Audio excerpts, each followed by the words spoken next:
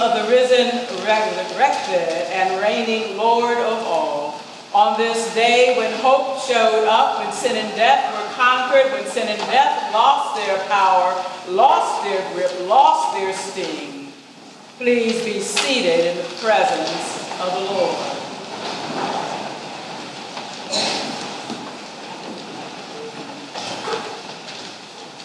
It is really good to see all of you out there. Amen. Amen. This morning I'd like to preach and teach from the subject, have you seen him? Have you seen the risen Lord? If you were here the first Sunday in Lent, you know that we began with the end in mind. We began with resurrection. That everyone dies, but that on the last day we will all be raised and will stand before the throne and be judged by how we have lived our lives. That our books will be opened and reviewed, and the evidence of how we have lived our lives will be judged. That is the first death, the death that everyone experiences. But then there is also the possibility of a second death. That after we have been raised and our lives have been reviewed, after we have been judged, those whose lives have not imitated Jesus, and to know Jesus is to imitate Jesus, to imitate his life, to follow him. Those who have not lived lives that imitated Jesus will die again. They will experience a second death, a death that will keep them forever and eternally separated from God. John the Revelator writes, "This is the second death, the lake of fire, and anyone whose name was not found written in the book of life was thrown into the lake of fire." Eternal separation from God is hell. Any place without God is hell. That second death, that death that puts us eternally out of touch with God, out of God's reach, is the death we want to avoid. We can't avoid the first death. These bodies are temporary. These bodies are mortal. But we can avoid the second death. And on this day, when we lift up, celebrate the resurrection of Jesus, those who believe in resurrection might ask this question: well, how are the dead raised? We know about the raising of Jesus, but how are normal people, regular people? How will we be raised? I mean, inquiring minds want to know. You might not want to admit it, but you're sitting going like, yeah, I want to know, right? You want to know how that's going to happen, how that's going to transpire. And it's a really good question, particularly since we recite in the Nicene Creed and the Apostles' Creed, we believe in the resurrection of the body. We say that almost every single Sunday. But again, do you believe it? And I know I've asked that question before, but do you believe in resurrection? Resurrection for us. Right? We're here because of the resurrection of Jesus, but do you believe that we will all experience resurrection? I know that there are some days as we think about resurrection and getting a different body, because Scripture says we're going to have a different body. I mean, there are some days when I'm ready for a trade-in or trade up. Right? I mean, there are those days when just getting out of bed is a struggle. Yes, yes. When you feel like the Tin Man in the Wizard of Oz asking, where is the oil can? When Arthur is screaming loud, when the back just won't hold us up, when just sitting up is a problem. When sciatica is sending flames up and down your legs. I know young people don't know what that is, but one day you will. I mean, there are some days when I am ready for the first death so I can cash in on that new body. And I'll just have to accept whatever comes with the possibility of the second death. I mean, some days it's just that bad. I'll have to just negotiate when I get there.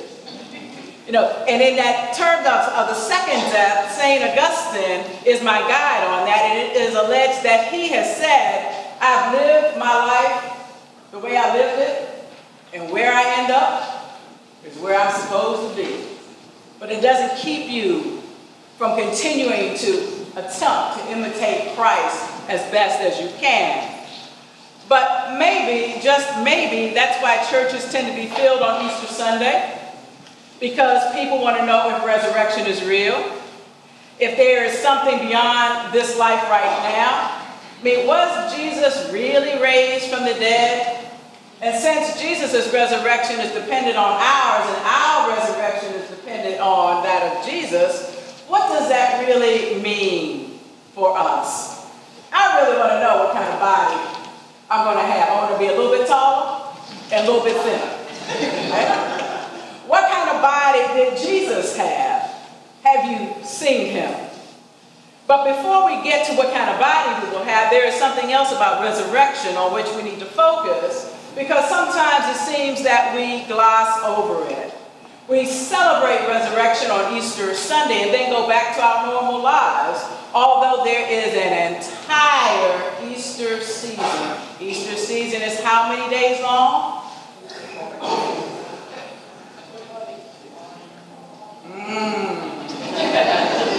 Okay, remedial class after service. 50 days. 50. I mean, we are called to live resurrection lives, to live resurrection each and every day. But how do we do that? How do we live as if we believe resurrection is real? As we listen to the stories, the resurrection stories, we hear about the disciples encountering the risen, the resurrected Christ, and then being propelled to go and tell somebody what they have seen. All of these stories are really commissioned stories. We are being commissioned to go and tell somebody that the Lord is risen. The Lord is risen indeed. That, as Benjamin Sparks writes, God threw the cosmos off balance by raising Jesus Christ from death. That the world has been turned right side up, that things have never been the same, that God overcame the meanness that we human beings did to Jesus. That in God's new world order there would be no more meanness, no more crying and lamentation, but a new heaven and a new earth with a new social order where there is war no more. I mean, there are times when it seems that human beings have failed to get that memo, failed to understand that God changed the order of things when Jesus was raised from the dead, and that we are different, and we are called to act differently. At the beginning of his episcopacy, presiding Bishop Curry would always preach, go. Go into the world. Go and tell somebody. Go, because with Jesus' death and resurrection, the world was made a different place. That if we believe this world, this church, our churches, all people of faith, all people can become people and communities of peacemaking. Communities of radical reconciliation between all of God's people. The operative word is can. The operative word has always been can. From that evening on Golgotha, when the earth shook and the rocks were split and the tombs were open and many bodies of the saints who had fallen asleep were raised, and they came out of their tombs and entered the city and were seen by many, the operative word has always been can. Because we are able to make the world what it should be, what it can be, if we want to. God is waiting for us to join him. God is already working. God is waiting for us to catch up. On Good Friday, as we walked the stations of the cross, we read something that should have given everyone pause at the 12th station where Jesus dies on the cross. We read these words, "My people, what have I done to you? Or in what have I offended you? Answer me. What more should I have done and did not do? I led you out of the land of Egypt, and you prepared a cross for me. I opened the Red Sea before you, and you opened my side with a lance. I gave you a royal scepter, and you have given me a crown of thorns. With great power I lifted you up, and you hung me on a cross.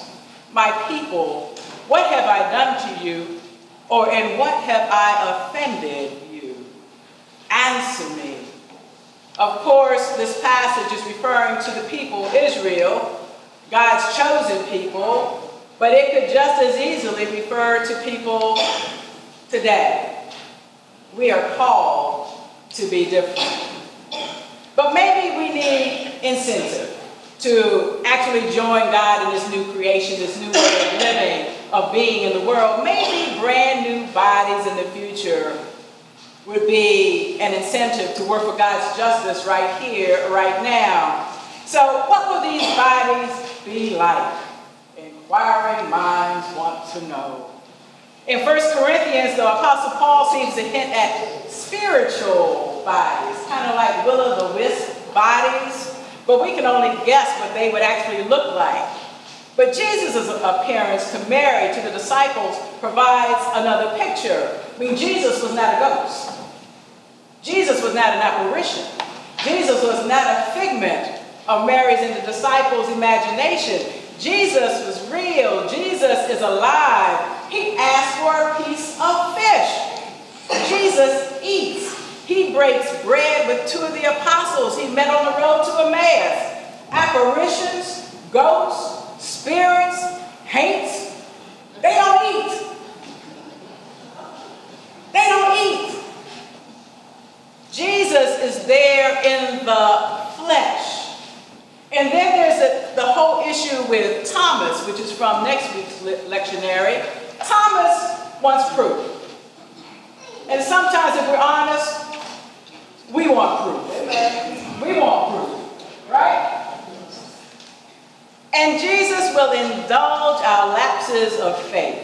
And Thomas is invited to touch Jesus, to feel the wounds in his hands and in his side. And Jesus is not inviting him to touch so that he can get upset and go out and do something, take revenge. He invites Thomas to touch because Thomas needs a little help in believing. And there are times when we need a little help in believing. And the thing about it, did you know that Jesus had 4 brothers and 3 sisters?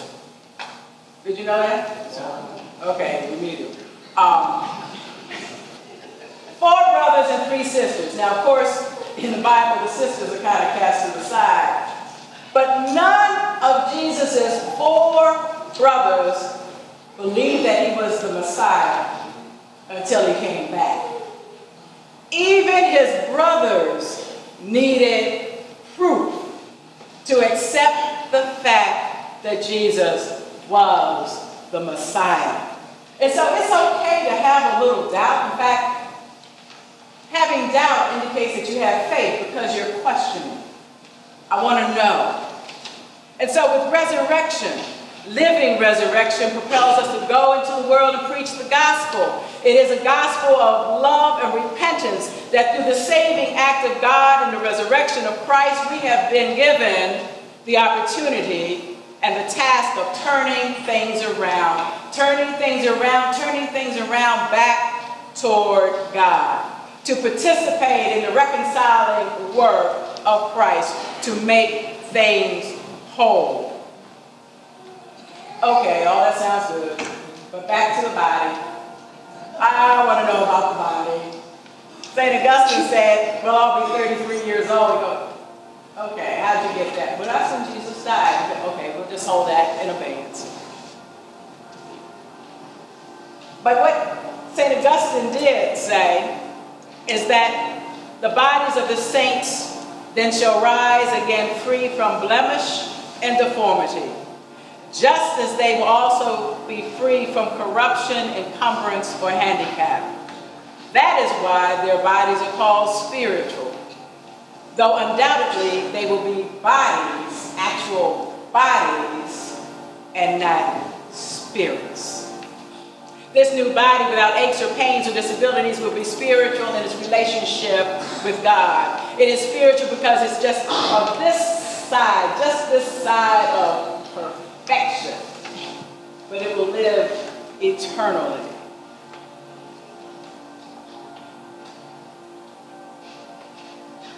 If we don't have to deal with that second bit, keep that right here.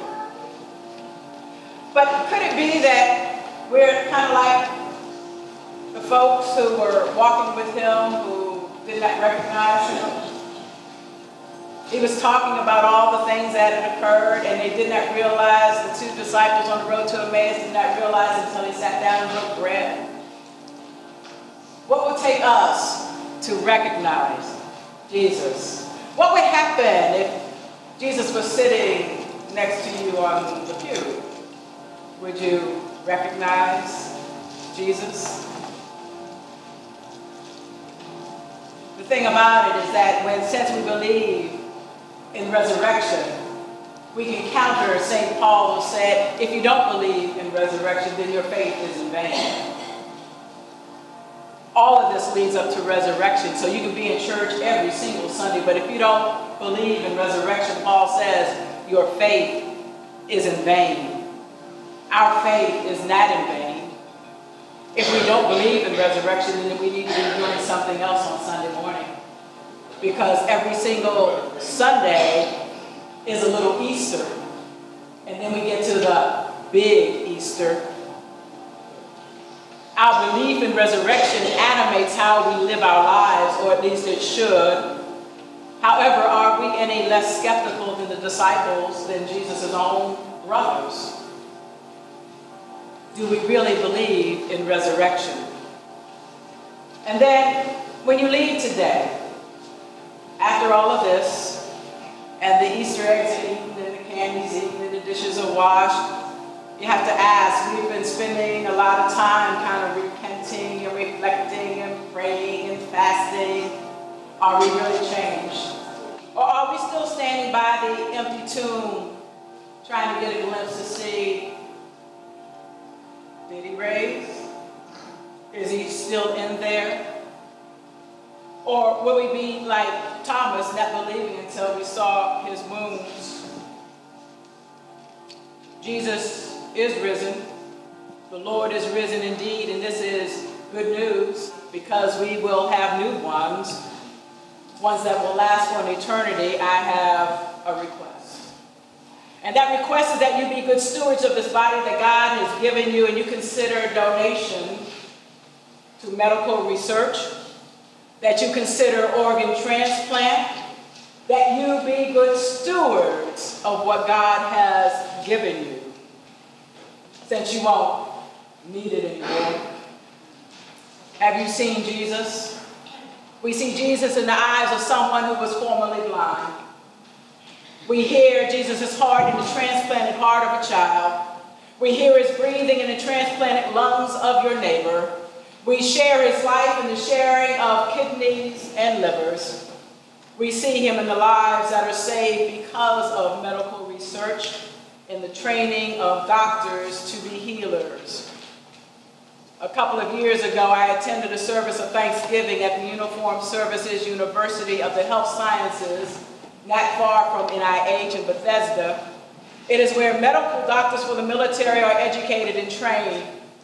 And the service was to thank family members who had donated their relatives' bodies.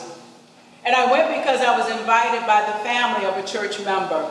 Now, this church member died. This church member was a mortician. This church member was an owner of a funeral home. And he donated his body. He didn't have to worry about costs of a funeral, right? He didn't have to worry about that. But he donated his body.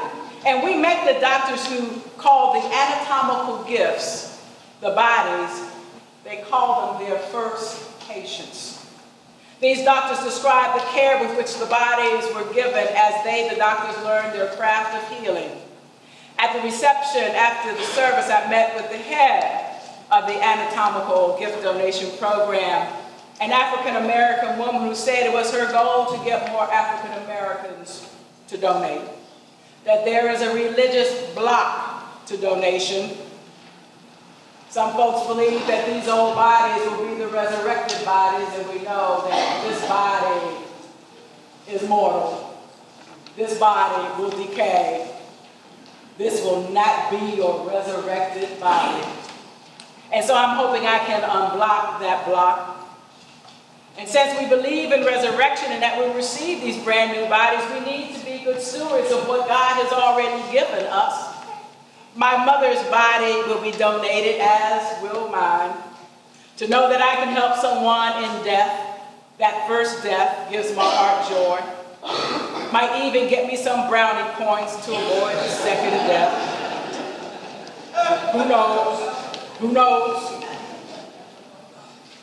That this body that gives me fits sometimes can help somebody else. Since I've been driving for years, I've been an organ donor. If I can help somebody along the way, then my living will not be in vain. In your bulletin, there is a form for the Uniformed Services University.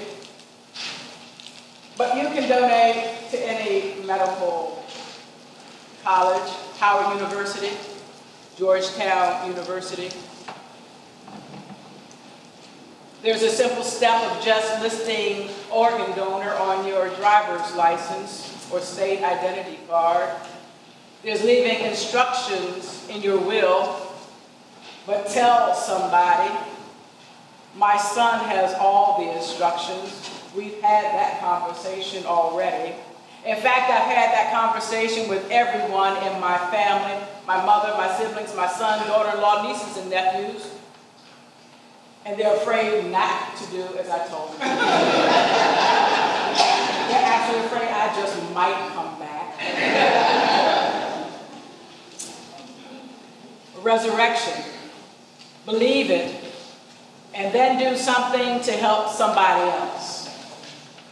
I will proclaim resurrection, that Jesus lives in words and by giving up this body, because I won't need it anymore.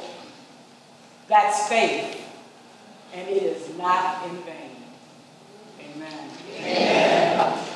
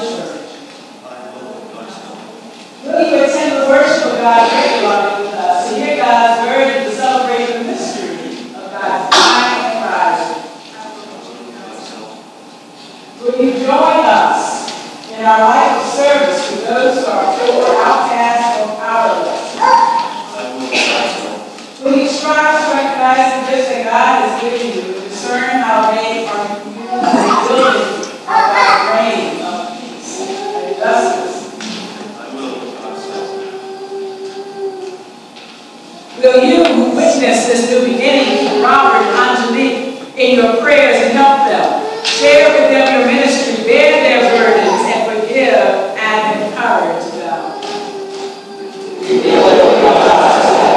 Thank you.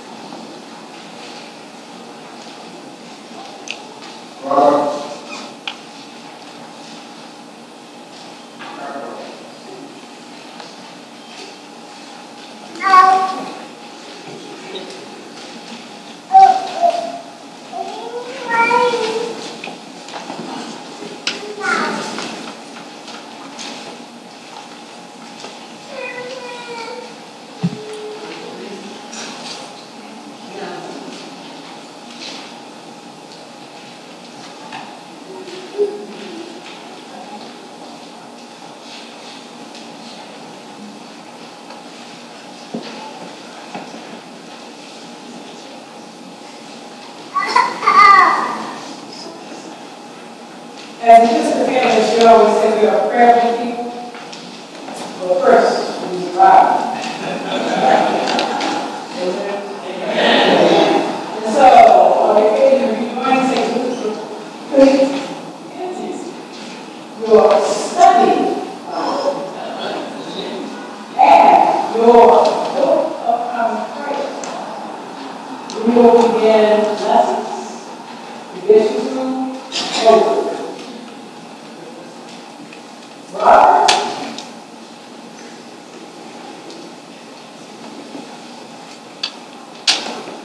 Now that Robert was being confirmed in 3 weeks, and I figured we need to welcome him first. So this is just practice for the cathedral.